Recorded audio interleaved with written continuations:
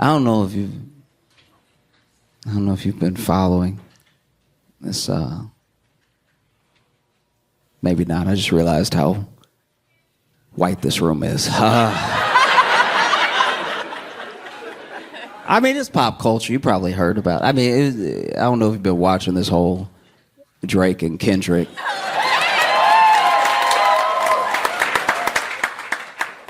My.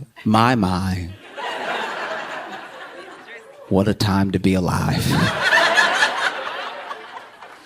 Okay. All right, so Drake and Kendrick, they are rappers, sir. They're rappers. Okay, I want to make sure everybody, and I'm not acting like I know. You might bump Kendrick all the time. You might be a big Pimp a Butterfly fan. You know, I'm just checking. So, Drake and Kendrick's relationship actually goes back way further than people realize, because Drake brought Kendrick with him on tour when Kendrick was like just starting to pop, but Drake was already a big deal, right? And it seemed like they were cool. You see these old interviews, they're in pictures together, they have such nice things to say about each other, and then along the line, something changed. Something happened. And we don't know what that thing is really, but they both started to kind of like go at each other in small ways. And some people take it all the way back to the Control verse. Kendrick did a verse in a song on, it was actually a Big Sean song. Big Sean is a rapper, sir. I just want to, all of these are just names, and I want to make sure that we're all up to speed. So he did a verse on a Big Sean song called Control, but it blew up so much it became Kendrick's verse. It became the Control verse, which is crazy. And in that verse, he went at everybody.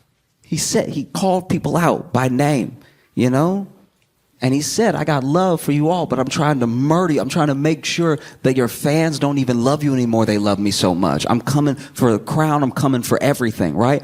And just about everybody thought that it was actually pretty dope. It was actually like, okay, hip-hop as a sport, like hip-hop as, you know, a fun thing, a contest to see who's actually the best, because everybody calls themselves the best on every song. Eventually, someone has to be the best.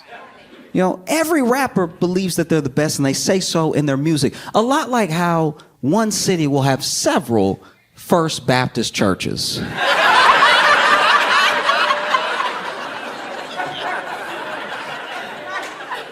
When you look around, you're like, one of y'all has to actually be first, right? How can y'all even all claim to be first? This is confusing. You know? And so he releases the Control verse. Now, this is something, maybe this is where it started. It's where a lot of people say it started, but maybe it was something else. But Drake seemed to take some sort of issue with the love that Kendrick was getting for that verse, with him being called out, even though he's someone that helped, you know, Kendrick out in the beginning. But even in interviews, Kendrick explained himself. He said, like, this is a contest to see who's the best. It's all love, right? But Drake has,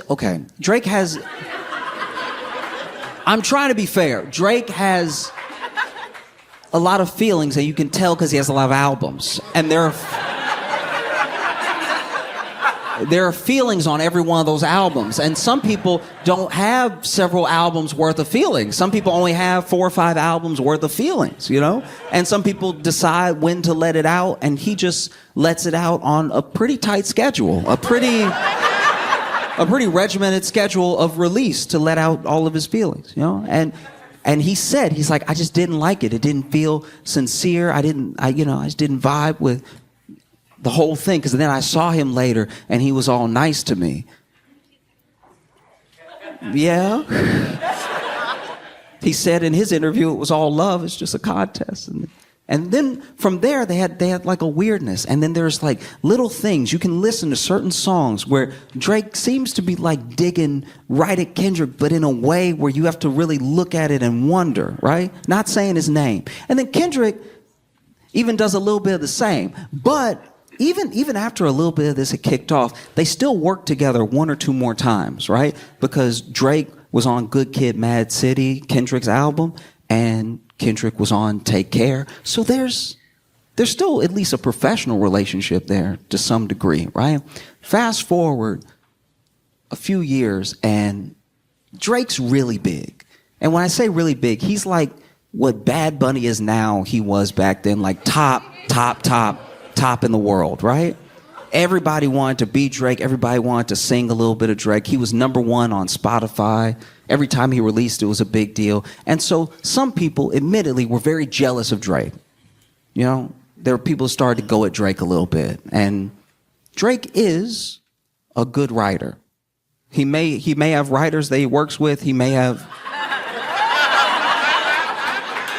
But he's also good. It's like when he's making music, everyone in the room is good. I'm trying to give him his I'm trying to be objective, and y'all are trying to lean me into way that's... But he's good, and so, you know, Meek Mill is a rapper. Sorry, Meek Mill. Because that one wasn't a name. I just want to make sure that at no point you don't think that this is like punctuation or anything. Because the names are going to get weirder as I go, right? Okay. Meek Mill came at Drake, and Drake really, truly, even if you hate Drake, Drake destroyed Meek Mill. He destroyed Meek Mill so bad that Meek Mill had to go back to jail just to level out some of that street cred. Because if you remember, Meek Mill went back to jail for a while on like this weird aspect of probation that they even tried to get changed as a law. So then Meek Mill became this like face of changing incarceration and changing the criminal justice system and everything, because he had to do something else for a little while because Drake really ate him up, all right? And so more time passes, and there's still not much between Kendrick and Drake in this moment, right? And then Drake gets into it. And I want to be clear, because a lot of people sometimes feel bad for Drake in a way that I want to be clear. He does start a lot of this stuff. He does like have a little thing in a song that implies that your wife is unfaithful, and then when you come at him directly, he's like, what's with all the hate? I'm all love. It's like, no.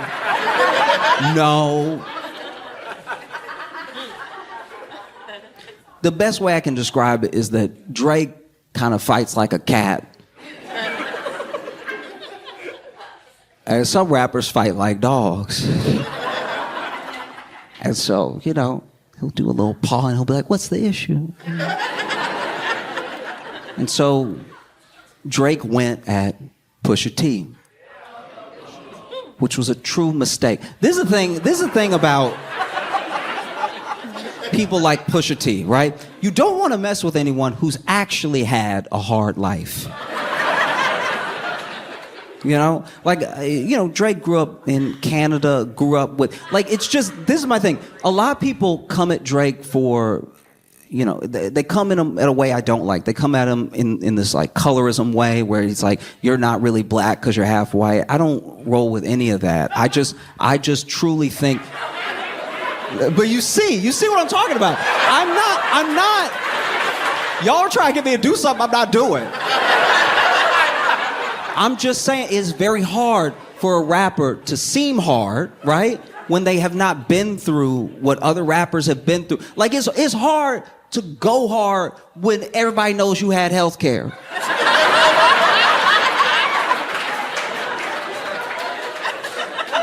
Because I'm not saying there aren't hardened criminals in Canada. I'm not saying that at all. I'm just saying that if somebody knows that anytime you were sick, you could call a doctor. It just takes a little bit of the wind out of the sails of like, I'll kill you. It's like, yeah, but if I hurt you, you go to a doctor immediately. Like, so anyway, Kendrick is still off doing his thing, releasing amazing music, but Drake gets into it with Pusha T, which was a mistake because he told Pusha T, he's like, I got more money than you, I got more women than you, I'm more famous than you'll ever be. And then Pusha T said, you have a son.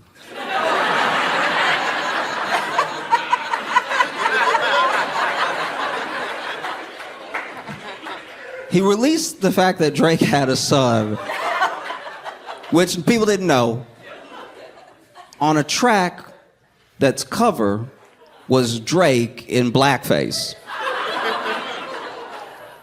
Everything about what Pusha T did to Drake is why you don't get involved with people like Pusha T. You're you know, a part of me felt bad for Drake. Drake was probably like John at the mouth and everything and didn't know he'd do research. It's like, you know, Drake is sitting there like, guys, I thought we were rhyming. I thought we were making music. What is this? And so anyway, now Drake perceivably takes care of his son. And, you know, whatever. And so fast forward some more, and you would think that Drake had sort of learned his lesson of like, man, I shouldn't throw stones when I might have a lot of kids.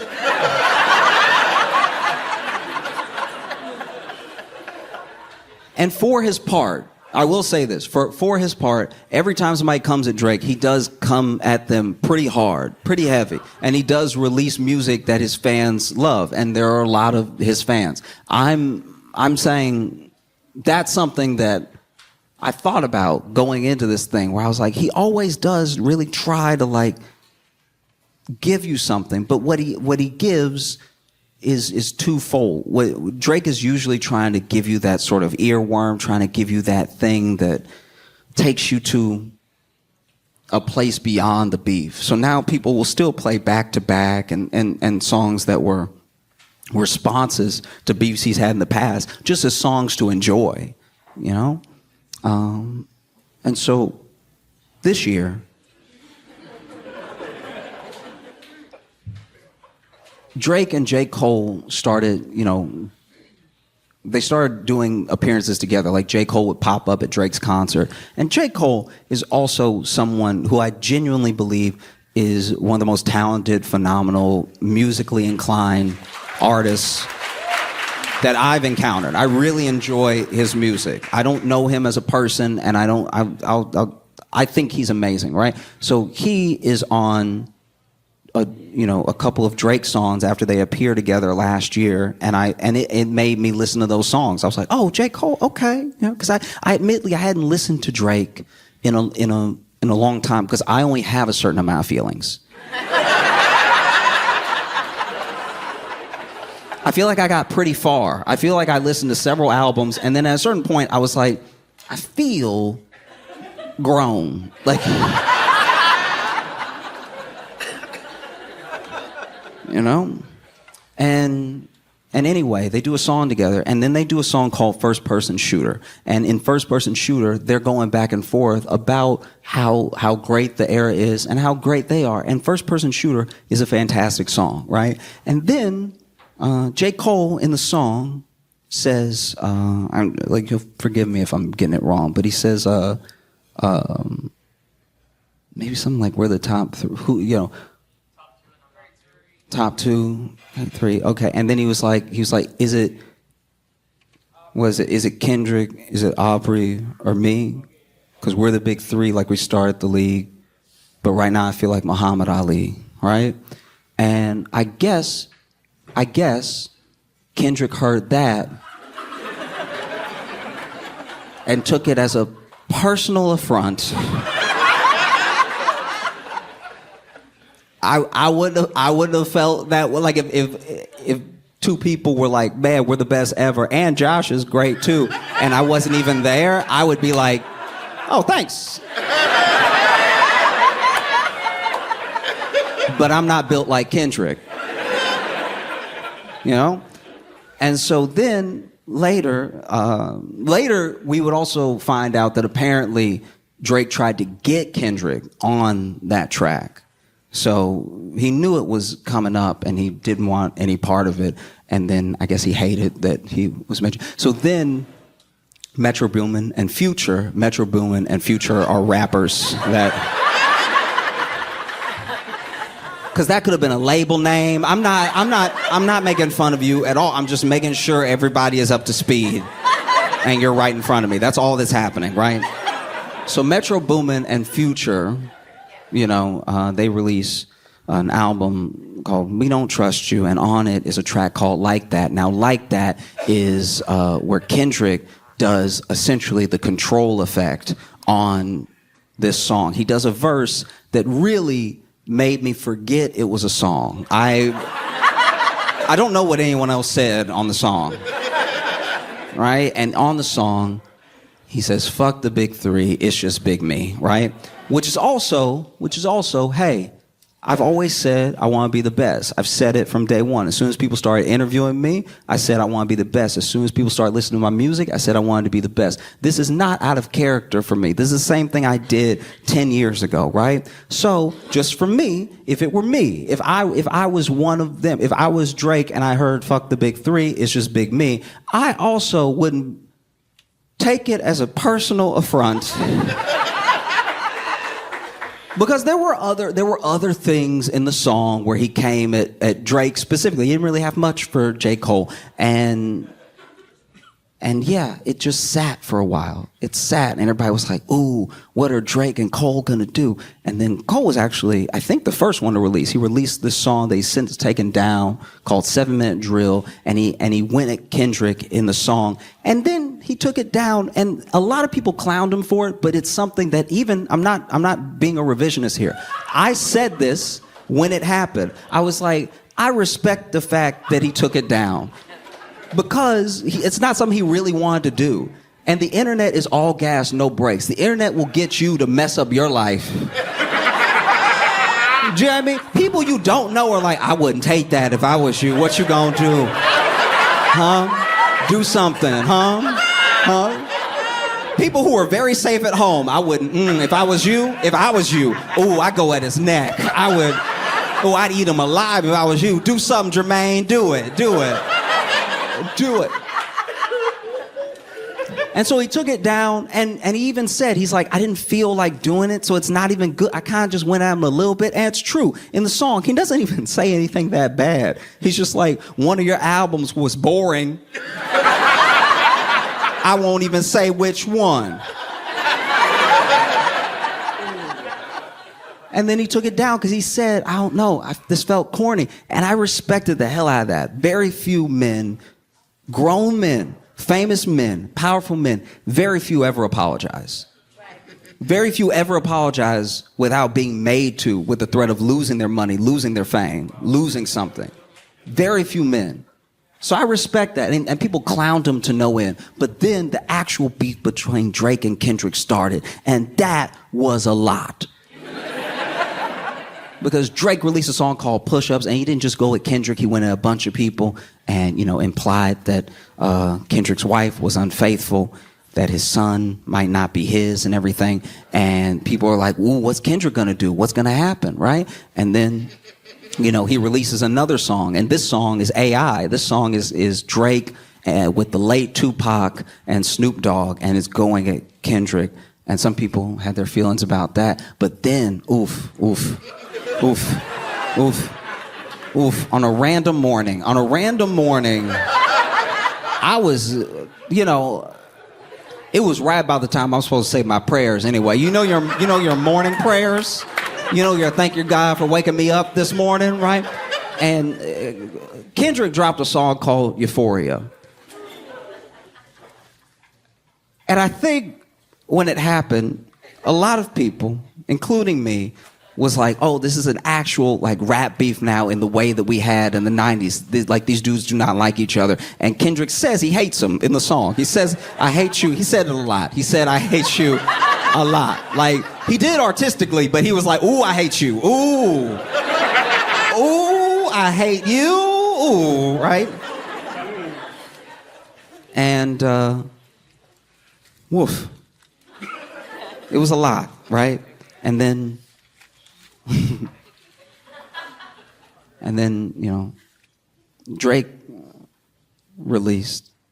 Actually, no, Kendrick released one. He released so many, I actually lost count. So then he released a song that I didn't even get to fully digest because he released, and then Drake released his response. And this was like what Drake had been waiting for. This was like all these, in my opinion, all these years of like, I was nice to you, and then you came at everybody, including me, and all I'm doing is writing my feelings down in albums and making money. And I just want to be number one. I just want to be the best with feelings. I want to be the best.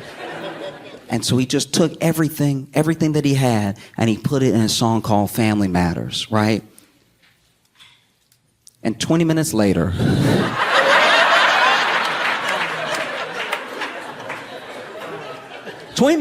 Kendrick released a song called Meet the Grams, which was a real play off Family Matters. And he had said in 616 before, he was like, have you ever thought about the fact that like people in your camp are working for me, that everyone hates you so much they feed me information about you, and that there's no way that you're going to win this because I write so many songs, because all I do is hang out with my wife and my kids and I write, right? This is all that I do. I enjoy this. This is my favorite thing to do, is just sit at home and hate you and write songs about you and how much I hate you, so I can go forever. This will never be over. We can chill. We can just go back and forth, and I'll release 20 for every one that you release. You keep saying that it's a 1v20, and it is. It's one of you, and it's 20 songs of me every single day until the both of us die. This is old black man hate. You got to understand.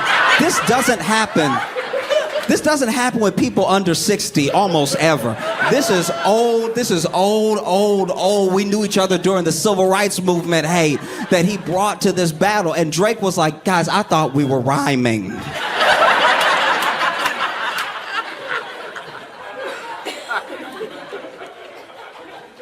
And in Meet the Grams, he laid it down. He started the song by talking to Drake's son. Talking to Drake's son, being like, I'm sorry that's your father. Genuinely, I'm sorry that's your father, because I can tell he's not raising you well, because I can tell he's not living a good life and he's not a decent man, okay? And so if you don't understand this right now because you're 6, play it back when you're 18, okay? He said lots of things. He said things that are illegal. He said Drake was doing things that, you can listen to it. Woof.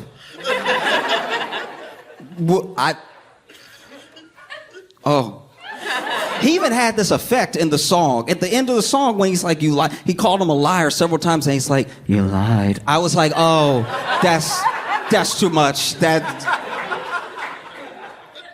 And he tells him about himself. He talks to his son, he talks to his dad, he talks to his mom, and then he talks to him directly, right? He also talks to, potentially, a daughter that Drake is not taking care of. Which I was listening to, I was like, not again. I feel like once they find the first kid, you gotta just get all the kids. You gotta just have a whole Graham family, just so you know where everybody is. And people go back and forth. Does he have a daughter? Does he not have a daughter? Some people think they've even found the daughter, everything like that. And I don't know. It's really bad. It's so bad. And honestly, I never wanted to get to a bad place. This is something, I'll talk about this more in the future and everything, but I have a deep love, but a strange relationship with hip hop, because if everything is in music, it's all good. It's when things leave music that things get bad, And so as much as I joke about Drake and I like Kendrick and I've liked some of Drake's songs, I don't actually want them to do anything to each other. You know what I mean? Now, if what Kendrick is saying about Drake is true, we should lock Drake up. We should lock Drake up. And if what Drake is saying about Kendrick is true, we should lock Kendrick up, all right? Because, it's a rap battle, two dudes that hate each other. Maybe they're lying, who knows? But I'm just saying, this thing, I didn't want to see anything bad happen to either one of them. But when Meet the Grams got released, I don't know what Drake thinks, and I don't know what his life is like, especially right now. But I think back to those battles and those beefs in the 90s, and I wonder if Drake wasn't like, I'd like to be shot, please. Like if you could just plug me one time and then we can smooth the thing over. Because then, as if Meet the Grams wasn't enough, Kendrick released a song called Not Like Us, which is the catchiest way to call somebody a I've ever heard in my life. You be dancing to it forgetting what the song is about. Like, you know. And then Drake released The Heart Part 6. And I think that's when he lost. I think, because in The Heart Part 6, he's like, this was all part of my plan. We fed you information about me for you to say, so everything that you said is wrong. And don't you feel dumb now that I tricked you? And it just kind of felt like, you know, like what a kid, okay, you know, like when you play rock, paper, scissors, and you do rock. And the other kid does scissors, and you're like, and they're like, no, actually, these are lasers. Ba-pow, ba-pow, ba-pow, ba-pow.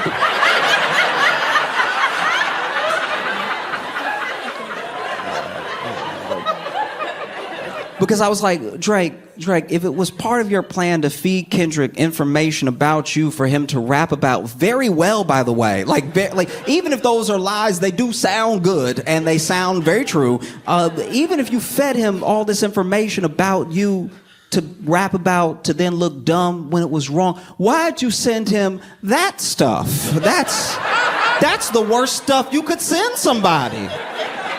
Hey, tell him this thing about me that's not true but was true once, and tell him I'm a thing that no one wants to be. So now that it's over, because I do hope it's over, I feel like Drake should just release some songs about some feelings.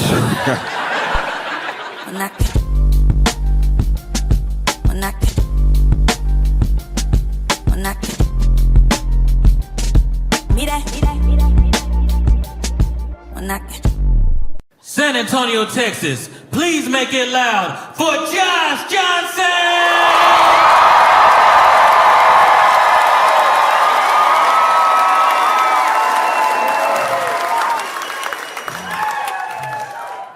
If I'm truly being honest with y'all, one thing I've not been able to stop thinking about is the tariffs.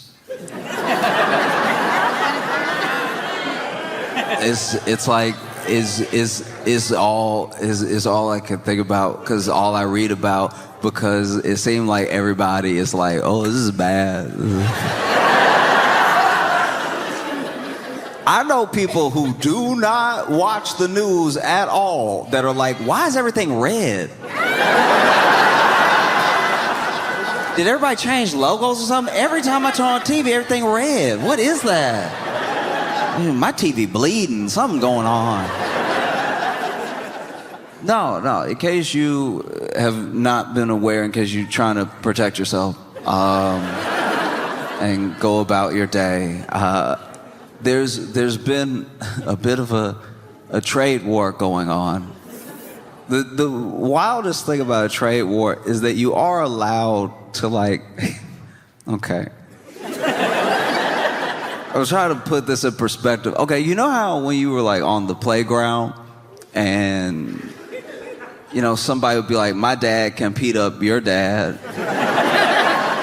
And you were like, oh, you think your dad can beat up my dad? It's like, yeah, I think my dad can beat up your dad. And then, you know, kid one over here is like, yeah, well, my dad goes to CrossFit.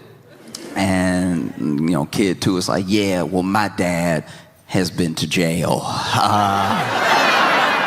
Sort of the CrossFit of life.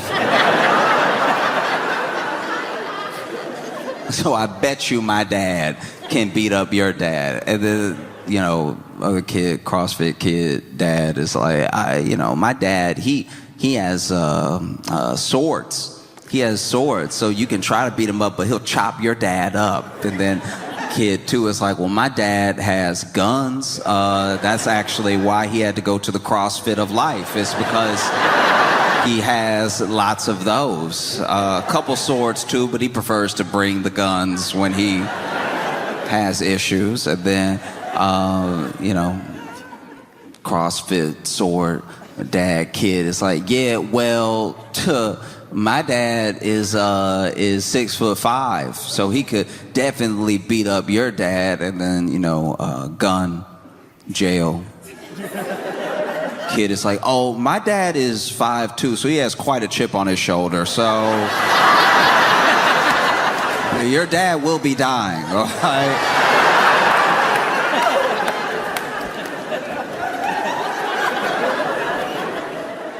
And that's kind of what a trade war is like. You know what I mean? It's like nothing has to happen in the moment, but it is a lot of being behind the desk like, I bet you my economy can beat up your economy.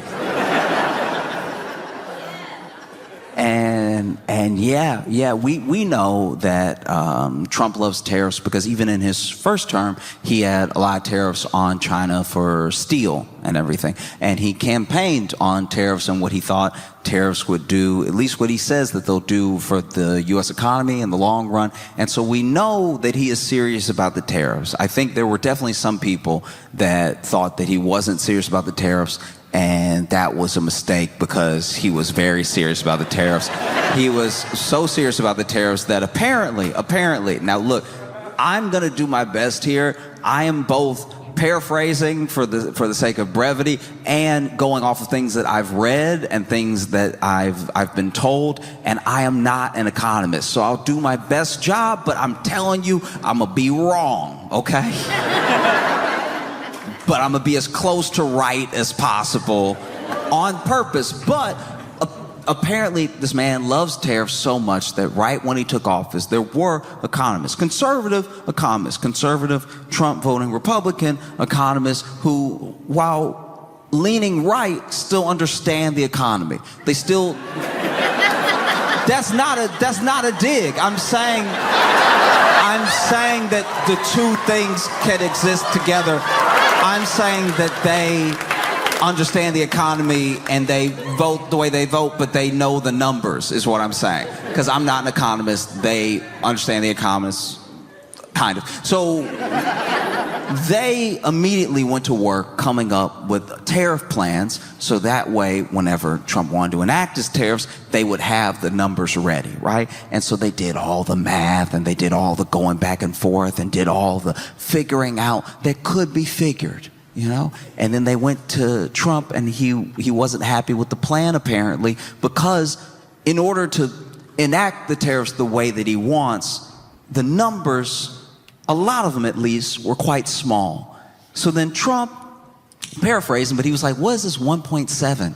What is this 2.8, these 2.3, this 0.8? No, we need big numbers. We need to impress the people. You gonna send me out there and embarrass me in front of America? I need big numbers. Get me some big numbers, which apparently is why when he walked out with that poster board, you know that...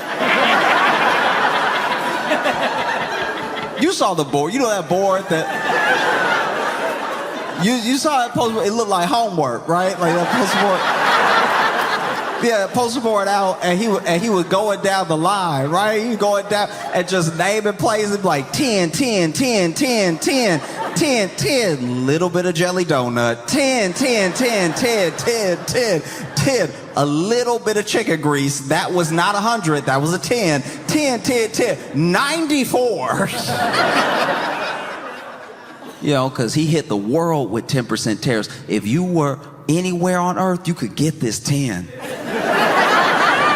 Please don't think you can't get this 10 just because you uninhabited. Anybody can get it. Anybody can get it. Please believe me when I tell you. Anybody can get it. All right? You think you cute because you just got some little aminals on your little island? You still getting it. All right? We don't care. This is America. We do what we do when we feel like it. 10, 10, 10, 34, 10, 10, 10, 10, 78, 10, 10, 10. And it was perplexing. The economists didn't understand it. Top Republicans didn't understand it. Even the people that were in support of Trump and his tariffs couldn't tell you that they really understood it. No one really understood it because there wasn't too much to understand. Everybody who does numbers was like, ooh, this is not numbers. This is not the numbers that I thought it was when I thought They were on like CNBC, basically any money channel, any money news channel. When these tariffs went out, they were on there cursing live. They were like, fine us, we don't care, we're all gonna die. You think I care about $10,000? I'll throw you another couple. The dude who does the bleeps must have had money in the market because he was gone. They were up there cursing live. I couldn't believe it. Normally, you'd even see the blurry mouth. I saw them enunciate the swear words. I was like, okay. This might be bad then. If the people who do money all day are upset and they looking at the red and everything look upside down on the graphs, I'm pretty sure it's supposed to go up like this. Yeah, I mean, you're getting a little low. Dow Jones was not playing. That Dow Jones was like, hey, I'm dead, y'all.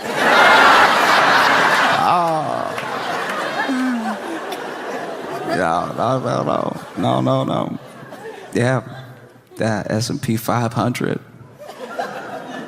was down to 5. It was bad. It's like these were rough moments we were in, and nobody really understood why. We lost $3 trillion of value in the market in a day. People were showing me pictures of the stock market and the S&P and the Dow, and then their portfolio, and I was like, man, we got to pick a different color, because that much red ain't good for your eyes. But yeah, apparently, there were economists that tried to figure out something that would do what Trump said they wanted to do, but he was like, no, I need to go out to the people and really make a statement, and I need to make a statement for the other nations so they take this thing seriously. So, 10, give me some 34s, give me some 55s, I'll take anything, just bring it all to me. And they were like, sir, that isn't math. That may not work, but Trump was so dead set on going to other countries like, you get a tariff, you get a tariff, you get a tariff, like an opposite Oprah, like a reverse Oprah. You get a tariff, you cry and take that tariff, right?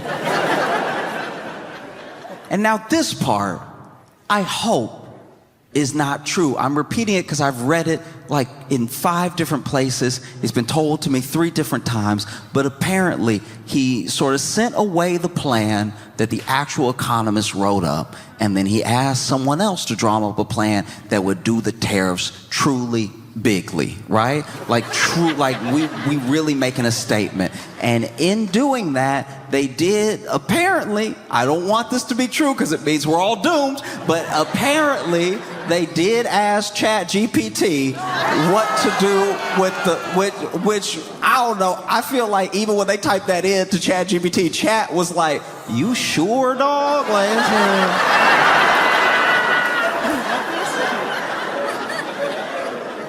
which is a fitting bit of irony, though. It is kind of funny to me that like ChatGPT wrote up a formula that was then applied that then tanked the stock of the company that owns ChatGPT. Like it's a beautiful little closed loop.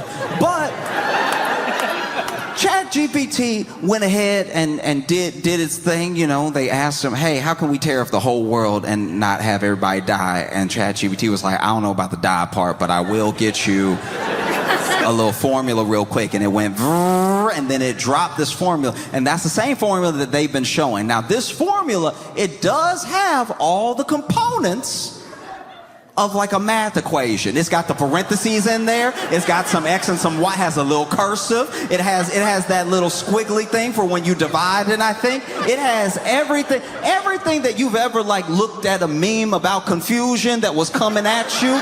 It's in there. It's all that stuff. All that beautiful mind drawing stuff is what's in the thing. It's got some tops. It's got some bottoms. It's got some other like little symbols rubbing together and everything.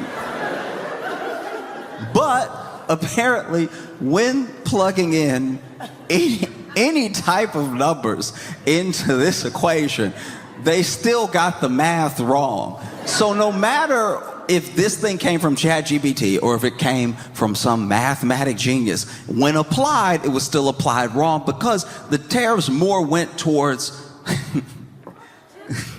the tariff amounts more went to trying to reciprocate the amount of money with countries that we had a deficit with than the actual like reciprocal tariff, if that makes sense. Like we applied that thing as if, oh, they're just tariffing us this much, so we're going to tariff them the same amount. But rather than actually doing that, we were like, here is some math just to make everybody confused real quick, and then we'll actually go ahead and slap a tariff on them for their deficit or for their surplus, which also does not make any sense because then we're both punishing people who buy a lot from us and punishing the people we sell to off the things that we sold them to make things for us, right? So it's basically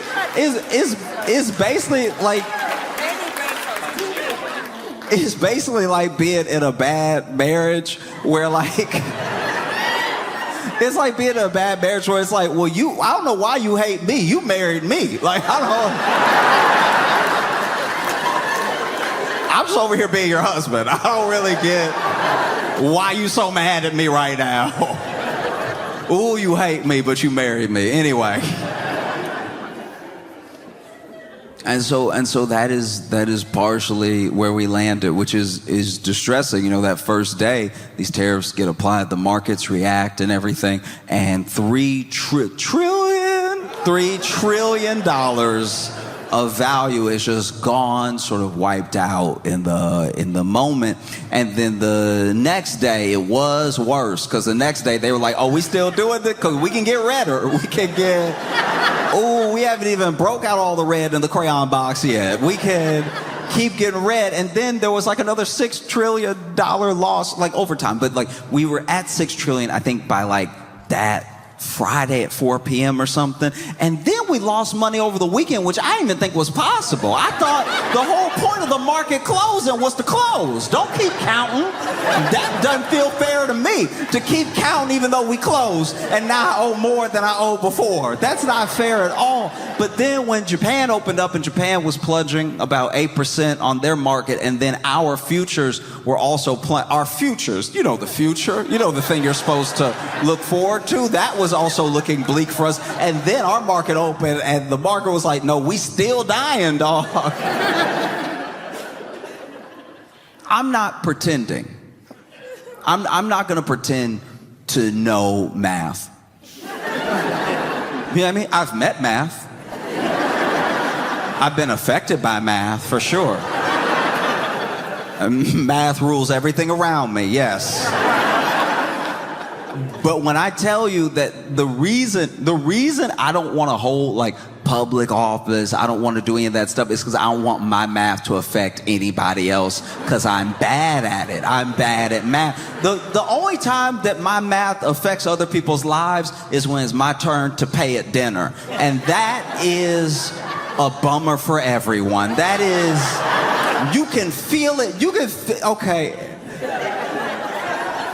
When it's my turn to pay for the check and I'm trying to, in my head, out loud, figure out the tip to then add I gotta divide to do the tip, and then I gotta add the number I just divided and then put that together and put that on the total on the merchant copy, all right? We're all up to speed. We've all been to a restaurant. But watching me do that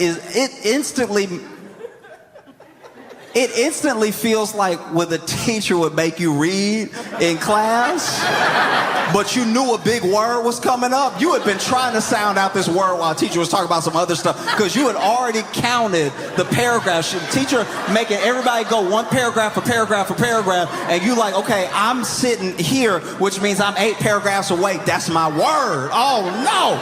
And so then you trying to sound out the word in your head, but you can't sound out in your head. So you're like, maybe I'm not even sounding out right now because my head is quiet. And now, and then they get to you and it's your turn to read, and you're like reading all good, killing it.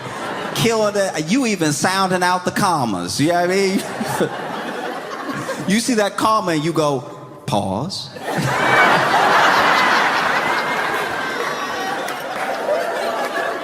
And then you finally hit that big word and you like, all right.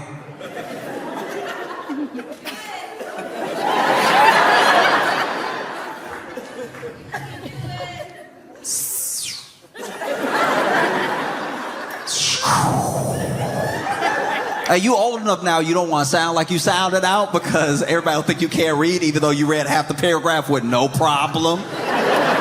You did mic drops on those periods. Anytime there was a period in a sentence, you were like,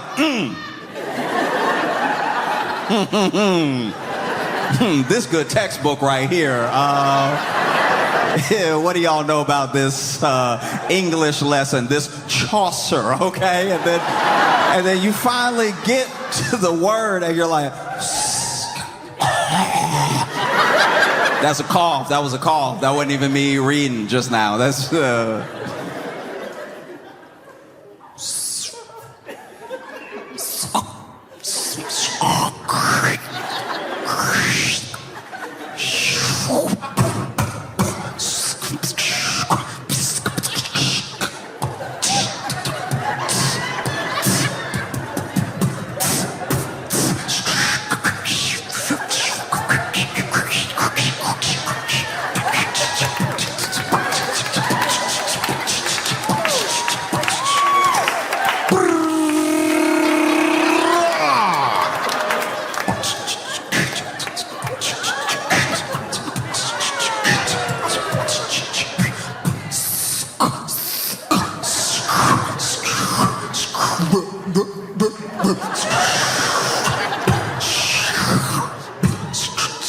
and the teacher goes, scrumptious.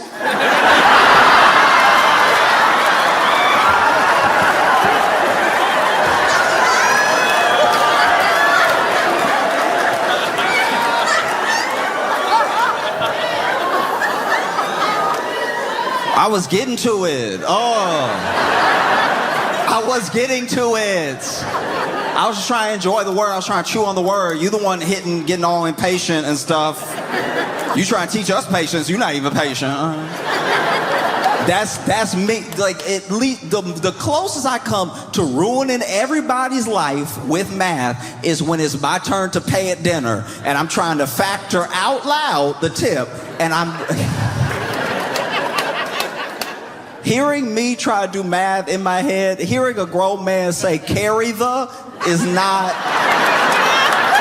gonna inspire confidence in my abilities, right? If I'm sitting there with the, okay, and then you got the two right there, all right? Anytime I gotta do math without a calculator or a pencil, it's a whole conversation. I'm literally sitting there like, all right, so, you know, I'm gonna do 25% because she was killing it, all right? So 25%, that's even better because it's also a quarter. Now I just gotta break this down into 4 parts and then put that line there, right? So now all I gotta do is get you to be still, be still, be still, be still. Stop it. I'm telling a 6 to stop it out loud at the table. Stop moving, all right? So now we gonna carry the 3, and if that 6 will be still, I think we at 9. No, that's up. That's not even division. That's more. Okay, all right. So I'm gonna put a 4 here. And that 4 gonna slide up and trip that 5. Gonna kick the legs up under that 5. And then that's a 1. Why couldn't this be an even number? Why couldn't somebody just order the guacamole like I said? That would have got us closer. Okay. So 7 and 3, that's 10 anyway. So that's 10. So now we know we're going to have a 2 in there.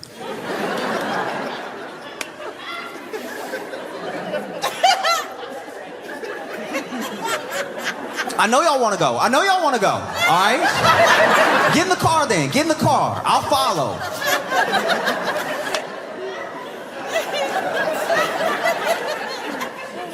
Yeah. And then I get embarrassed.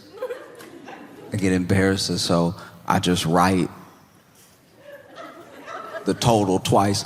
And then I'm like, at least if I tip 100%, nobody could be mad at me. But then I'm sitting there like, can I really afford this? Because then I got to get in the car and do the math in my head of my account. I'm like, all right, so we eating on Sunday, all right? Tomorrow is a business day. It's not going to go through till tomorrow. So if I add a 20 to the account,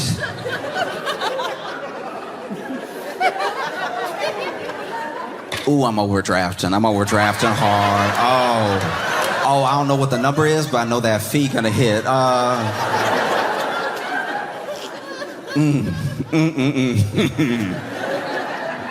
We're in a bad way. One of the biggest problems that I think is facing Americans and the country is that we don't have a sort of cohesive identity of care for each other. So, for instance, something could happen to a large swath of Americans, and there'd be other Americans that are like, all right, good, I don't care, whatever. And I'm not saying any country is perfect. And I know that some of the countries I'm mentioning have at least a little bit of a homogeny to them and everything. But whether you're Portuguese, you're Spanish, you're Italian, you're Brazilian, you're Mexican, when something happens and it happens to your countrymen, you see it as happening to your countrymen because they're all in a country together. They're all like in this thing together. I'm not saying there's not poor and rich and they don't have some of the same problems that we have. I'm not saying that factions haven't split people more than ever before, especially with the internet. I'm just saying that like they can look at a person they don't know and be like, that is my countryman, right? And we haven't had something like that for a long time. There are whole parts of the country that if you put them in a room together, we assume they would fight. We assume that it would come to blows almost immediately, just off of like, hey, do you want to pass the salt? Like, just like not even a political thing, just, it would just happen eventually, you know? And I thought that the connective tissue that we had as a country would put us together cohesively was at least like capital. I thought it was at least money. I thought that money would be at least the one thing that made us go, all right, we should all stop and figure this thing out right now. If it's not money, I don't know what it is. Like visiting another country and seeing it doesn't have to be this way is crazy. I'm surprised that's what we're not allowed to. I'm surprised we're allowed to still travel. Because if you go anywhere else on like planet Earth, and I'm not talking about every place, I'm just saying, there are places that you look around and you'll be like, y'all don't just punch people in the face for being broke? Y'all don't just... Wow, all right, crazy.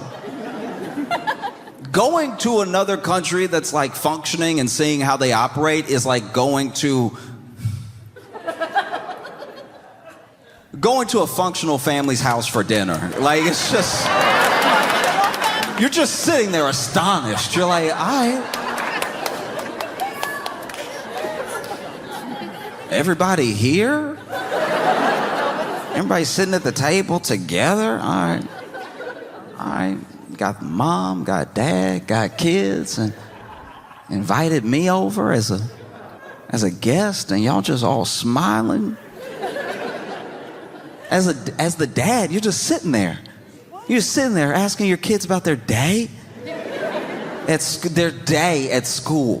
What are you doing, dude? What are you doing? You should be abandoning all of them right now. You should be abandoning all of them. You should be going to Vegas and putting it all on black, and then you win. You actually win. You doubled your net worth in a day, and then you put it all on red because you had a feeling, and then you lost it all, and then you're sitting in this casino's cafeteria where there's very nice food, but somehow it's still like a disgusting cafeteria, and you've got these crab legs and these lobster tails in front of you, but you're wondering what you're going to do after tonight because there's nowhere to go because you left home. That's what you should be doing. Not asking your kids, how was school? Like, and then the mom sitting here, mom sitting here, help dad cook the meal. They cooked it together as a family unit. You know, they didn't just fall into general norms. You know, they figured out that he bakes good and she makes great chicken. So she made the chicken, he baked some bread and everything. And it's all on the table together. They're watching their children eat it for the nourishment of their bodies. Food that they bought through the work that they do. They both work jobs. You have to be a 2-income household now. It can't just be one person working. And so they worked really hard and they bought that food and they cooked that food to the best of their ability. And now it's going to feed their children and give them good nourishment for their bodies. And they don't resent those kids at all. And that's crazy. Like, why aren't you looking at these kids like they ruined everything? Why aren't you telling them what you did before they were born? Like as a dad, you should be telling them, I used to dunk. All right? I used to have a sick vertical. And then, you know, you came along and I was trying to put your car seat in the car and close the door too fast and slam my knee. I'll never jump again. But enjoy your baked goods. Like, that's the type of dad that you should be. Just over here smiling at them, watching them enjoy your bread. Oh, Dad, it's so good. And as the mom, you're over here working a job, cooking as well, and not resenting anyone here. You did a great job cooking. Rosemary chicken, it's delicious. Succulent, not dry at all. How'd you manage that? How'd you manage not to dry it out? The rosemary's perfectly on there, and you shouldn't be here. You should be cheating. You should be cheating to give your kids something to fight against, okay? You want to make your kid a star athlete, you go out there right now and you cheat. You break up this family so that the only solace they can find is baseball, and then they just hit dinger after dinger every game because they're hitting their trauma. And then one day a scout from a good college, a college they couldn't possibly afford because it's not a 2-income household anymore. One of those colleges comes to scout this kid, and they're like, man, that kid's got trauma, talent. And we have to get him on this school's team, full ride. He goes from that full ride to AAA minor into the majors. And then one day they're interviewing him at the end of a game where he's hit the dinger that won them the World Series. And he's like, hey, I don't know where, I'm sorry, I'm getting so emotional. I don't know where, my mom and dad are, but just know that I love you and I hope you're watching. And I did this for you, okay? I did this for you. I love you so much. You should be doing that instead of just helping them with their homework.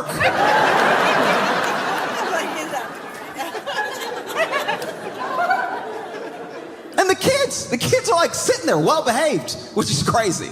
It's crazy. They're not hitting each other at all. They're not trying to put a fork in the other's temple at all. They're just sitting there enjoying like mom and dad's cooking and everything, laughing at each other's jokes. Hey, I have a joke. Everyone cares. Like, it's insane.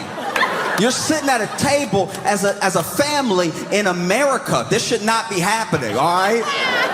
You know, as the son, you should be sitting there yelling at your dad, give me back my skateboard or I'll kill you. Like, that's more our speed, you know? And that's what it feels like to just go to another country and watch them go to the hospital when they need to go to the hospital. Like, that's, just watch social safety nets happen and have just like a general care for citizens and stuff. That's what that feels like when it happens. One of the things that makes it so bad is that we have this attitude because of the strength of the dollar and because it is the base of like the world's currency. Everyone compares their currency to the dollar, the strength of their currency, the strength of the dollar, and people would like to be paid in dollars, at least for now. And there's an attitude that we have as Americans that it has to be that way. We don't know any other way, so it must stay that way. So it really doesn't matter what we do, but it does. It does. All of that belief, all of that standard, with us as a standard, is confidence. And if your partners lose confidence in you, it's not going to be good for you.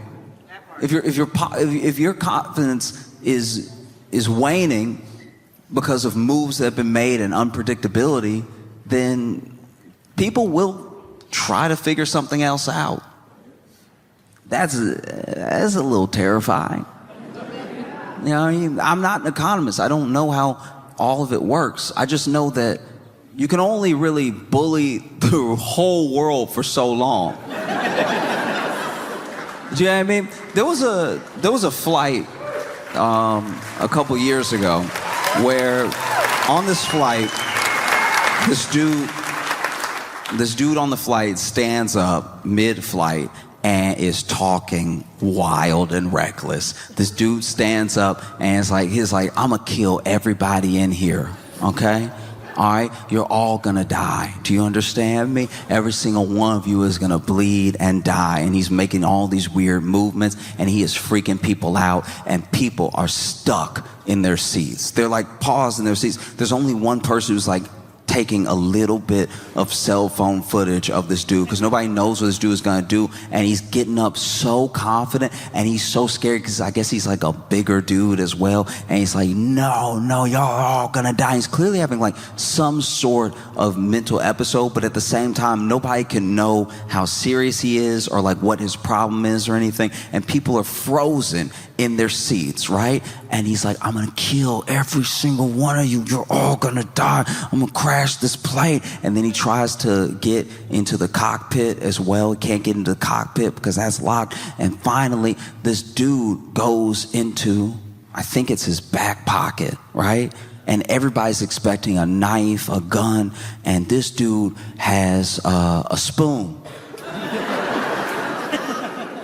And when everyone realized that all he had was a spoon, talking this reckless, they whooped his ass.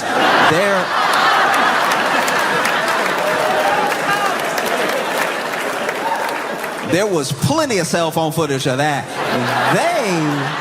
They were whooping this dude. I know they don't do it on flights anymore because people have allergies, but back in the day, they used to have peanuts on flights.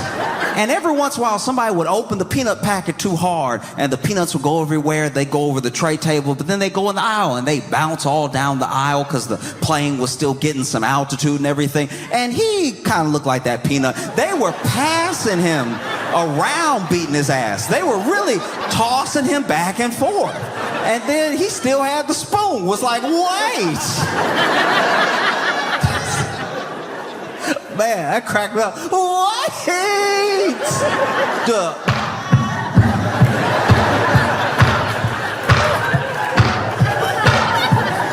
They made that man sound like tennis in there. That man, he was using the spoon a little bit. He was like, man. And people were like, all right, fingers and eyes. There were other people who never got the chance to beat his ass that just watched it with their phones, and you could see them just with the eyes going, ooh. And then they restrained him, and then they landed. Cops got on the plane like, damn.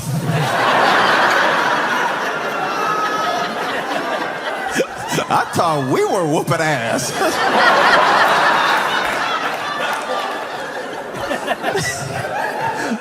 Man, this man tied down to the seat with seatbelts and duct tape and still got the spoon.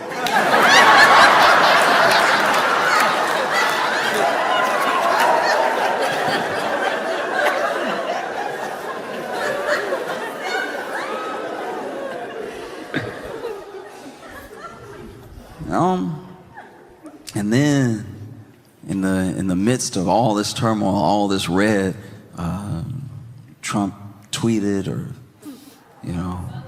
great time to buy. That's the most unserious thing I've ever heard in my life. Honestly, look. Admit it for a second to yourself. You don't have to say it out loud, but just know in your heart, if this was any other country, you would be laughing your ass off at that. That is very, very, very funny. That is so inappropriate and so funny at the same time. It's basically like somebody driving the car towards your car accident going, wee!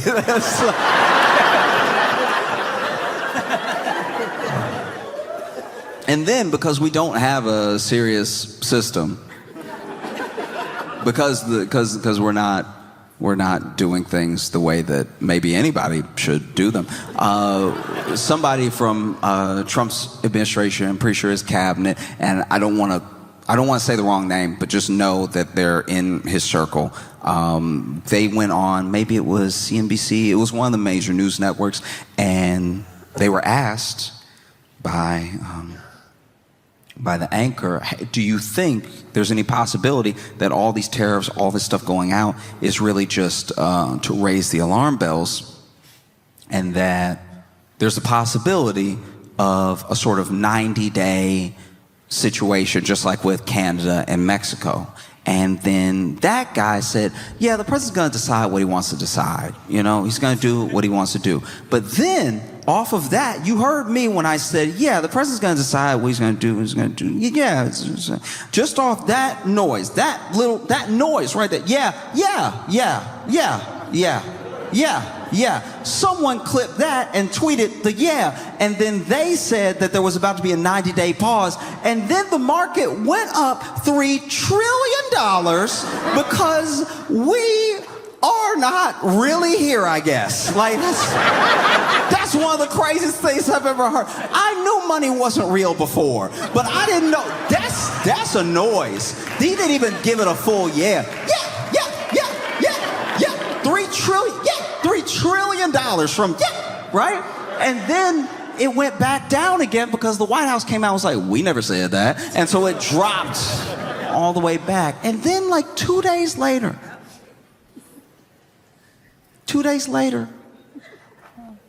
Trump reversed the... He reversed the... 2 days later, he was like, yeah. He reversed the tariffs, and then the market shot up like $3 trillion again. I'm starting to think the market only understands $3 trillion. And I'm not saying I knew it would happen. If I did, I would have made a lot of money, like some of those people that are potentially going to be investigated because they had calls on the market for 2,000%, and then they very rich. Trump even pointed one out. He was like, that guy made $9 billion whatever he said. And yeah, I'm just saying, I didn't expect it. I did not expect there to be a ton of follow through in that. I'm just saying that when he said, I'm not saying I believe everything he says. I'm saying I thought he believed what he said when he said it. I thought, look, I'm not saying I believe when he says the thing. I don't know if I believe it. But when anyone says what they say, you would think that they would know if they believe it or don't believe it because they said it, because they're alone in there with their head to say it or not say it, and then to know if they're lying or not lying. But then I was not in his head, so I'm like, I don't know, right? But I thought he would know whether or not he meant what he said anytime he speaks, just for himself, not for us. I understand the man can lie, but this in your head just for you is where I don't think you should be able to fool yourself. I don't think you should be able to trick yourself that way. If you said it, you alone in your head in your room of one should know what you mean when you say it. And I know that doesn't make sense, but it makes as much sense as the tariffs because it is in his head by himself. So, all right. Yeah. Yeah. That was the thing. That was the thing. And then he, reversed the tariffs on a bunch of countries, except he increased the tariffs on China because they had increased the tariffs on us in the wake of that thing happening. So then it was really just, my dad can beat up your dad. I didn't forget you from before, so just know that my dad can beat up your dad. And then China was like, you don't, look. China made a statement early into the little tariff trade war where they were like, if the U.S. wants a trade war or any other type of war, we're ready and we'll fight to the end. And that's a lot. That's a lot. I thought we were talking about numbers. And that's another place to take it. And then Trump raised it to like almost 150% on, and this is my thing.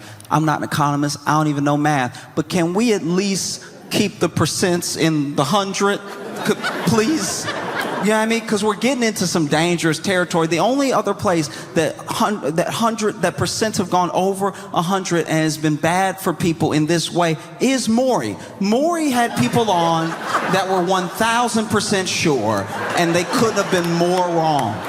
They could not have been more fundamentally incorrect. One of my favorite, in case you're not familiar with Maury, in case you have not been blessed with the afternoon programming, the after school watching that was Maury, there were episodes of Maury. Maybe my favorite episode of all time was white woman, white man, black baby,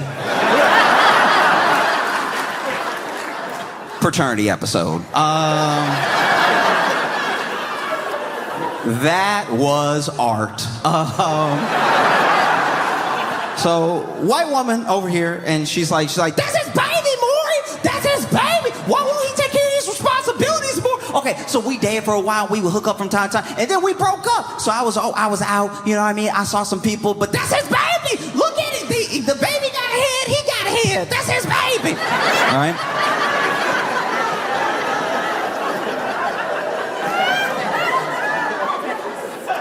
And then I never thought that I would have to say it this way, but then this poor white man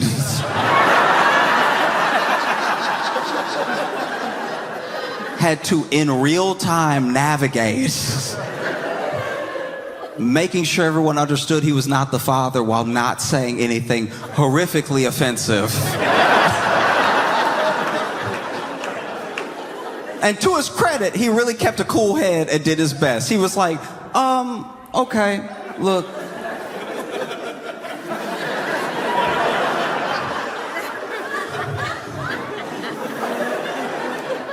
We all God's children, all right?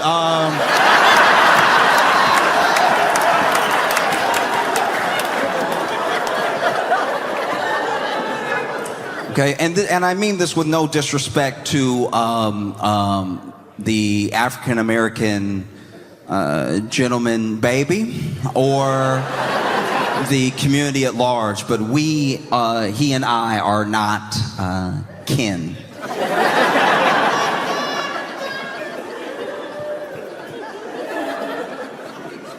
And then Maury, who is normally the voice of reason, who you think would have his back,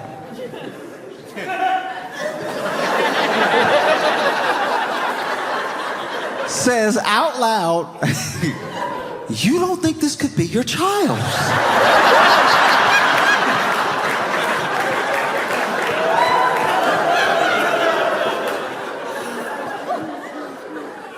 And this man is sitting here like, Maury, don't make me say it. Are you serious? Look at the screen. And then he read it out. He was like, the DNA results are in. He pulls it out of the envelope and he goes, when it comes to the case of 2-year-old Dal Montravius,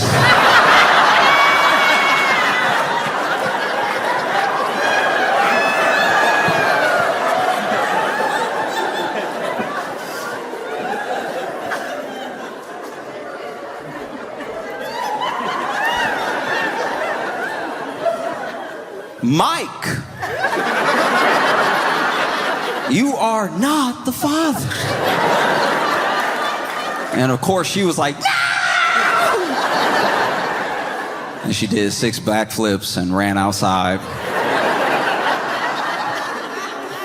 And then he went, yeah, I know.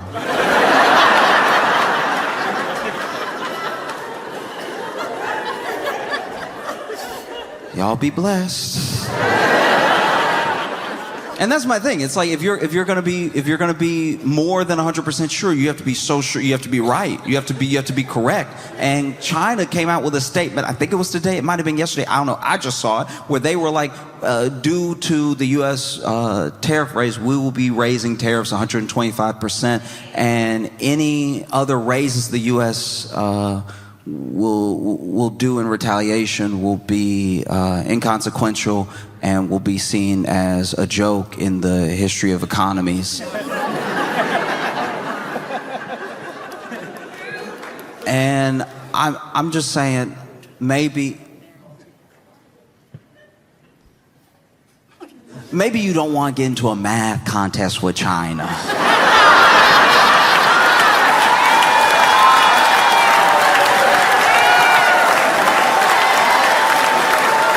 Y'all been fantastic. Thank y'all so much. Trillion, that's a lot. Trillion, that's a lot. Yeah. That's a lot. Josh Johnson!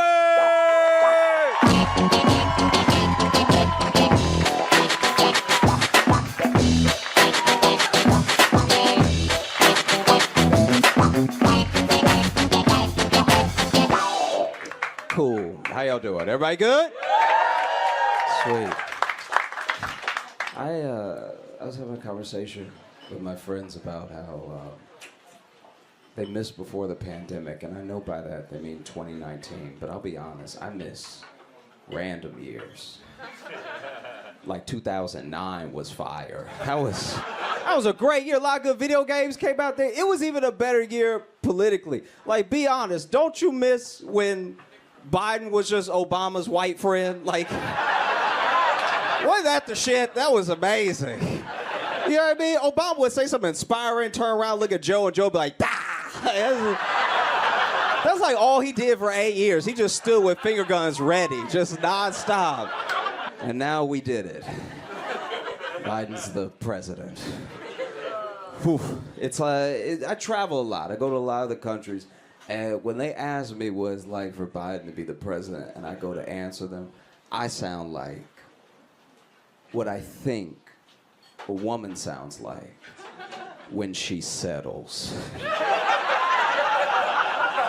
You know what I mean? Because they'll ask me what it's like to have Biden as a president. I'm like, he aight, like, he trying, you know what I'm saying? Like, you give him his little applesauce, he go to work, you know? Just feel like I can't brag on my man, you know? Oh, fuck. I feel bad for Biden, because people forget.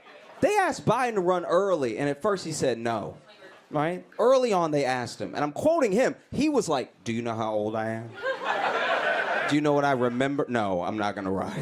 And then we were like, no, Joe, please, you need to run. You need to run for democracy.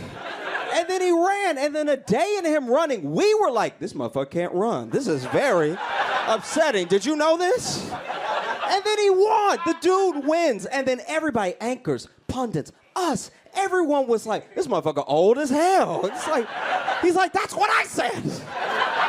This dude got gaslit into being president. And we have let him down every single day of his presidency. And by that, I mean we have let him fall every single day of his presidency. This man has fallen 5 times on camera, which means he falls every day. All right? You cannot convince me otherwise. If you do something in front of me 5 times on camera, that's what you do. All right?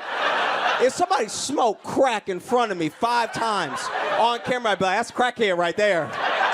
And he'll miss a day. All right?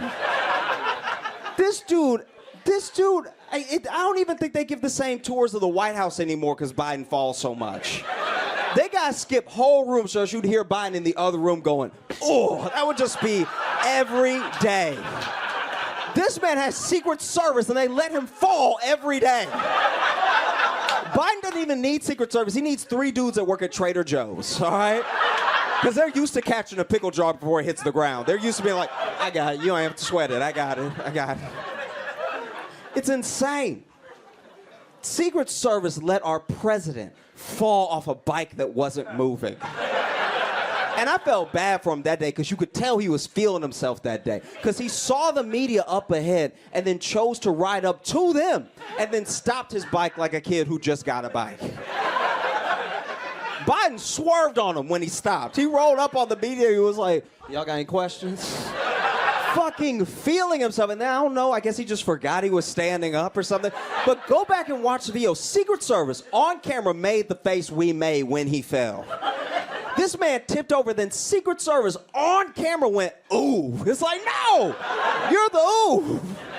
Why'd you let that happen? It's fucking devastating. This is too much now. It's really, I don't know what to do anymore. I hate this shit so much. I don't even hate things. I'm a pretty laid back person, but I hate 2024. We're gonna get a rematch of the match we never wanted. Do you know what I mean? Isn't that fucking crazy? There are 330 million Americans, and somehow we keep landing on the same tube. That should have been dead a long time ago to run. One of them only eats McDonald's, and the other one should have died 2,000 years ago. And they're gonna have a fucking rematch. It's insane. You don't even get that in boxing. Biden versus Trump is the boxing equivalent of digging up Ali and making him fight Jake Paul. It's like, who wants to see this shit? Why does it keep happening? It makes me, and then people are the worst now. We used to be fucking chill. We used to all band together and be ignorant about similar shit. Like, I'm not trying to dress up America like it was a paradise before 2016 or anything, but genuinely, we used to just go out into the world together as Americans and be ignorant as fuck. You know what I mean? And now it's just, we're fighting everything is something. That's gotta be exhausting. That's weird that everything, no matter what it is, Bud Light.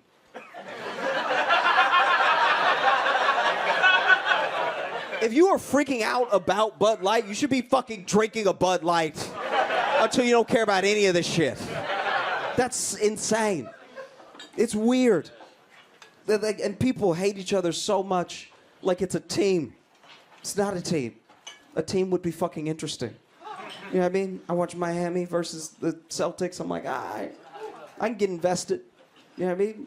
Republican, Democrat is the dumbest shit I've ever watched. People who just like fully identify as one of the part.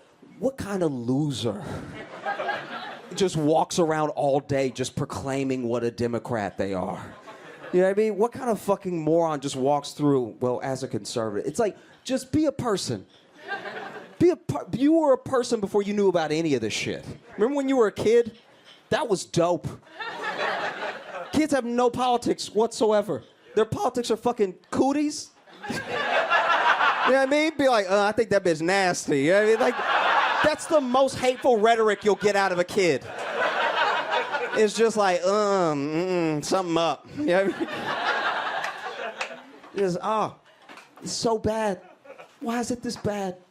And people get so mad that they get shit wrong. Look at the pandemic. We were the only country that politicized the pandemic. Every other country was just like, are you sick or are you not sick? And of course, then some other countries copied us because they have no personality and they're just like, I'm not saying we were the only country that did it, period, but we were the first to do it and we did it the biggest, you know? Like, other countries, it was just, are you sick or are you not sick? We were the only country that were like, wow, cuck. Didn't know you need daddy's jab in you. It's fucking insane. It's fucking wild. I don't know how to deal with people anymore. People got so mad during the pandemic about the vaccine that they switched it. They got it wrong. Have you noticed that? The vaccine is Trump's. Like, he gets credit for the vaccine. It was distributed while he was still president. He was the one that had the idea of streamlining it and trying to make them outbid each other to get a contract. That was all him. But everyone who takes the vaccine hates him too much to give him credit. And then his fans don't want it. How did we get here? That's literally so crazy. That would be like if Thomas Edison was such a polarizing figure that everyone who hated Thomas Edison was sitting in a fully lit living room at midnight being like, I just hate that he's a capitalist. Like, it just doesn't sit right with me. And then everyone who loved him was just sitting in the dark like, light is fucking gay, dog. Yo, I see during the day like the Lord intended, all right? Don't come at me with that weird shit, you know what I'm saying? You just want to see whenever you feel like seeing, that's not natural, all right? All right, that's not in the Bible, okay? No. It's too much now. We have to get a handle on ourselves. Some of it isn't even us. You realize that, right? A huge amount of the internet is just fucking bots. It's just bots that have some person behind them that wants something, so it interacts with you like a person to piss you off, to make you do something. That's a lot of the internet now. So sometimes you're just so pissed off and you're arguing with someone online. It's not even a real person. Like, really think about that. So many times it's not a real person, you know? Sometimes it is. Sometimes it's a public figure that pays $8 for a verification. Like sometimes it's a real person. But even then, you're not yelling at the person. You're probably yelling at the person that manages their account. None of this shit is real. None of this like hate. None of this like vitriol. None of it's coming from like a sincere place. There are a couple assholes. I'm not gonna act like assholes don't exist at all. I've met some. Met some on the street. There was a guy on the way here who said, "I love your shoes," and before I could say thank you, he was like, "Not." I was like,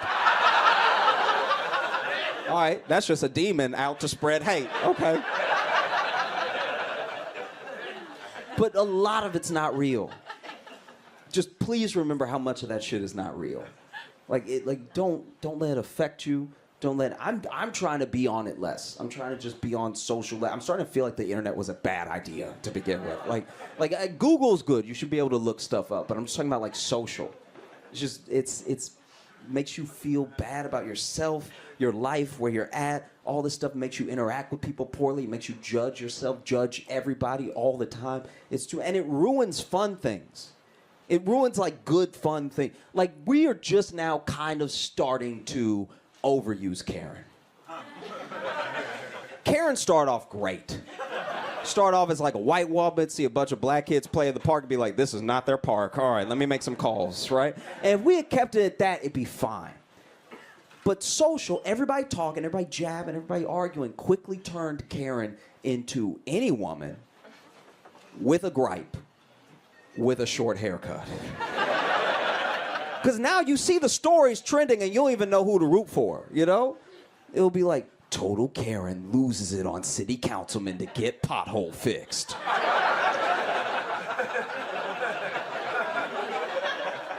Well, nobody likes potholes. And this is the particular manager you would want to talk to in this situation. Sounds like she played it by the book, I'm not gonna lie to you. Total fucking Karen loses it on American Airlines when she gets kicked off flight because they overbooked it. Well, that could happen to any one of us. So we should stand up for her. This is pretty bad. Total fucking Karen bitches out when she gets hit by drunk driver. It's like... All right, see how you took a fun thing and you made it bad? You know? And this is the thing, too. I get the world's not fair. It's not. No matter what you have and you don't have, there's someone that doesn't have what you have. All this going back and forth, you know?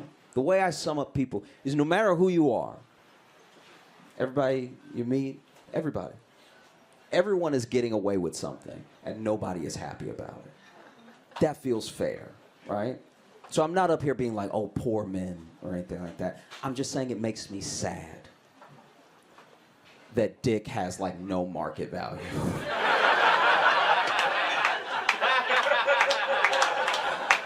It's just a shame. Like, be honest. Truly, be honest. As a man, you've never been like, my dick gonna get me out of this one. It's never occurred to you ever. You know what I mean? You're never getting pulled over by the cops. You're like, I'm a flash officer, little dick, get right out of this ticket. Never in your life. Even in a relationship, you're not like, babe, you play your cards right, do the dishes, you might get a little dick later. Who talks like that? That's insane. You think back to the beginning of the pandemic, it was a terrifying time. A lot of people losing jobs, getting laid off left and right, business closing. My buddy lost his job. And so he started an OnlyFans, trying to get some supplemental income going. And over the course of his OnlyFans career, this nigga made $3. I'm pretty sure at $3 you gotta turn your dick in. You have to be like, ain't nobody want this, so. You all were really great. Thank you so much. I'm Josh Johnson. You have a great night.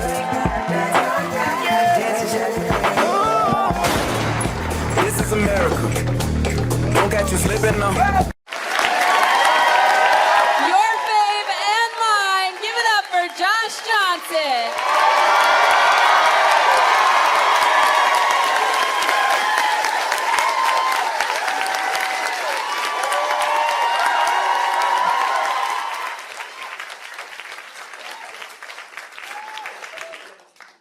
I've been so fascinated by what has turned out to be Women's Week in Space.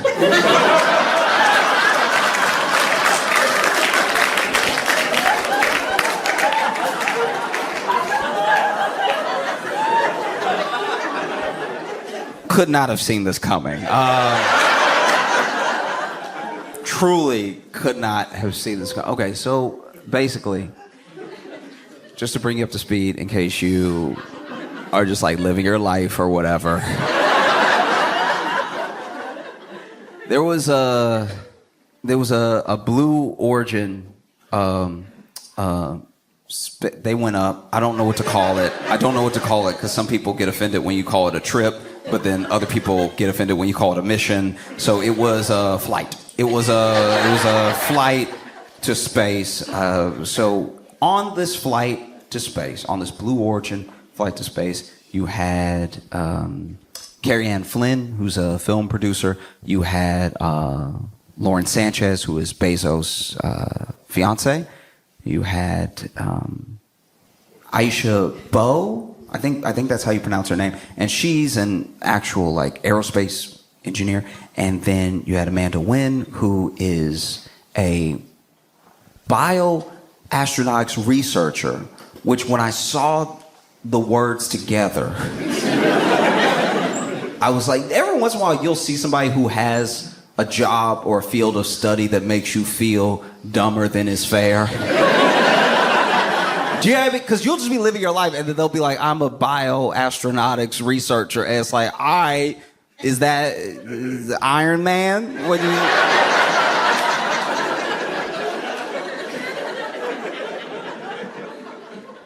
I don't know. She went to Harvard, so you had Carrie Ann Flynn, you had Lauren Sanchez, you had Aisha Bowe, you had Amanda Wynn, you also had Gayle King, and then you had Katy Perry.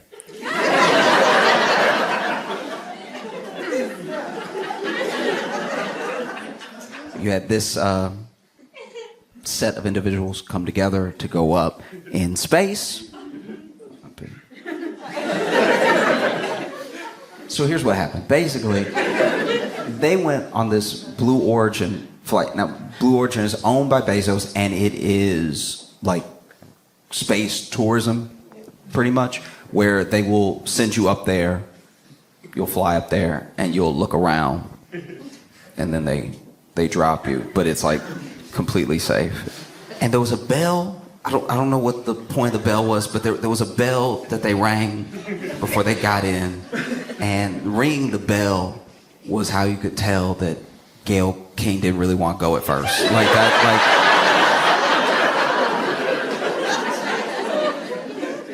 that was tough. In case you didn't see it, I think Aisha had just rung the bell. She was all happy. She was like, yeah, you know. Gets into the little craft, and then Gail's walking up behind her, and she goes,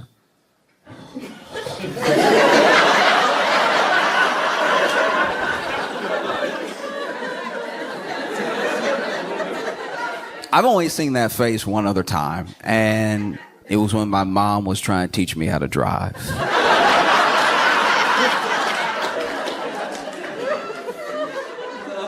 I love my mom, and I know my mom loves me, and I know that my mom, but she believes in me sometimes too much, you know? Like, my mom would say the stuff that parents are, like, quote unquote supposed to say when you're a little kid. You can do anything you put your mind to.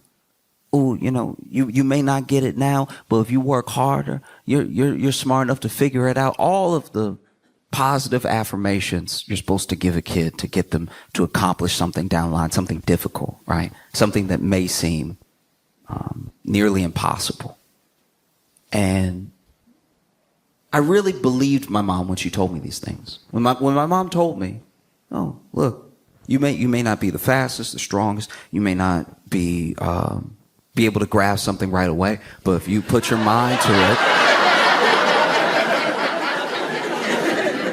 if you put your mind to it and you read that sentence over and over and over again, eventually you'll get it. And then if you keep doing that with the whole book, you'll understand it. You know, it's just, my mom was, always imparting on me that enough attention and hard work could get you to the places that talent got other people easily, you know?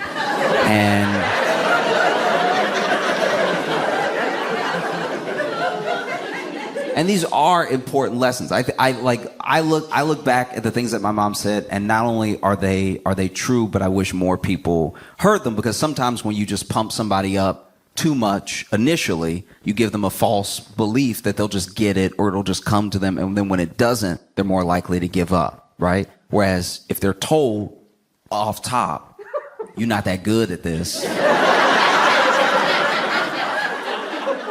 they'll know that there's something to work towards, and that the thing is possible, that everyone who ever accomplished anything wasn't already good at it. It took work, it took perseverance and everything. And I believed my mom when she told me all these things, until it was time for her to teach me to drive. Because when we got in the car, my mom was making a face that didn't exactly say, you can do anything you put your mind to. You know what I mean? Like, you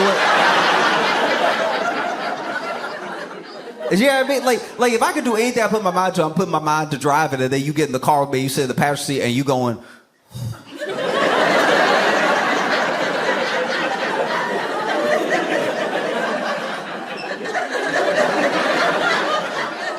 I'm starting to think that there's more to this whole thing, you know? And so Gail walked up.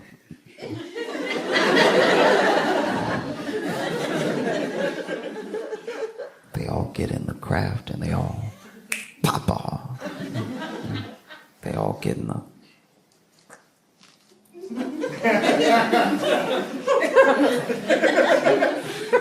It was shaped weird.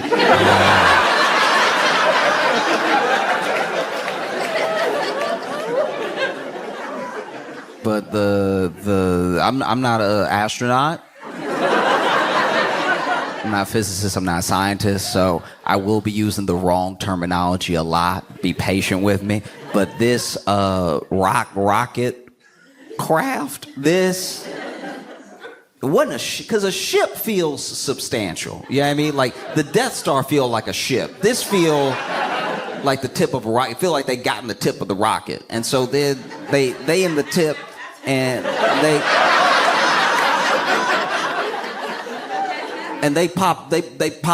they leave, right? And so they but up, you know what I mean? Like they driving but up, right? And so they shoot right up into the sky, and they're gone, right? And I thought when I heard about it initially, I thought, oh wow, they're gonna be gone. I didn't know anything about Blue Origin. I didn't know anything about the flight. So I thought they'd be gone for maybe, who knows, like a week or something. Like I thought it was gonna be. I was like, man, Gail gonna miss some, you know, Gail King's on the morning news. She gonna miss a couple of days. You know? Katy Perry's got a whole tour that she's starting off like, and I'm sure that, you know, Aisha, like I'm sure the people with like jobs I can't pronounce also have somewhere to be. So I'm like, they're gonna be gone for like a week, and then they came back almost immediately. It was 11 minutes. I didn't know it was gonna be 11 minutes, and honestly, 11 minutes. Because here's the thing. The whole thing is a very cool sounding thing, and I've never done anything like it in my life. So I'm not diminishing what it must be like to go up that high. I'm just saying I've been on runways for an hour, and I feel like for what it was, they should have got some more time up there. That's just me. That's just me. I'm not. Do you see what I'm saying? Like I'm saying, if you go ahead and you do all this stuff to go up there, like don't make it a high five. Like let me be up there for a while, and then they come down, and it looked like they landed hard. Now I've both heard from friends, and then I read a whole thing about how there's this thrust that they use with the landing where it basically goes off one time to sort of soften the blow a little bit on the way down, and then it goes off one more time to make sure that you don't slam into the ground. That being said, enough dirt did move that I thought they slammed into the ground pretty hard. I thought they were all going to be flat when they opened the door. When I saw that, I was like genuinely worried. I was like, it made me by myself sitting in my apartment go, ooh! And it doesn't help that the audio also doesn't sound great. I don't know if you've heard the audio of them coming down, but they're up there in space and they're floating and everything. And then when it's time to come down, all you hear is, like, it's the most garbage, like,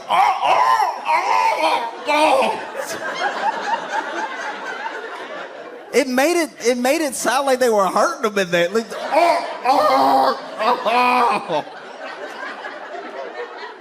like no, listen to it for real. It sounds